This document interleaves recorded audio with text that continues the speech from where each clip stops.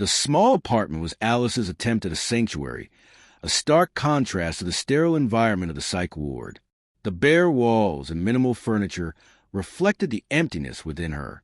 She called Liam, her voice flat and devoid of emotion, requesting money. She'd offered herself in return, a transaction that left her feeling hollow and violated.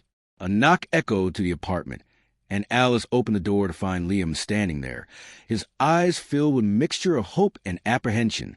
"Alice," he said, his voice soft, "are you sure about this?" Alice's gaze was distant, her expression unreadable. "I need the money," she said, her voice flat. "And you want this?"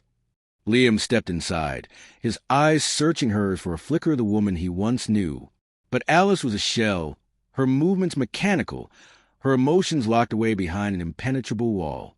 Annabelle's voice echoed in her mind, a constant reminder of the manipulation and betrayal she had endured. "Use him, Alice. Control him. Show him who holds the power." Alice moved towards Liam, her touch cold and calculated. She led him to the bedroom, the air thick with unspoken emotions.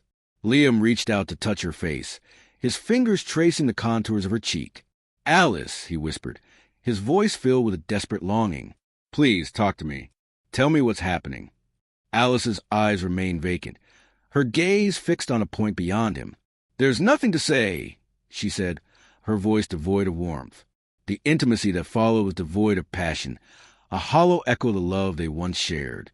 Alice moved through the motions, her mind detached from the physical act, her emotions locked away. Afterward, as Liam lay beside her, his eyes filled with a mixture of confusion and sadness, Alice felt a wave of self-loathing wash over her. She had used him, manipulated him, and in doing so, she had betrayed herself. "Alice," Liam said, his voice barely a whisper. "What's wrong? Please tell me."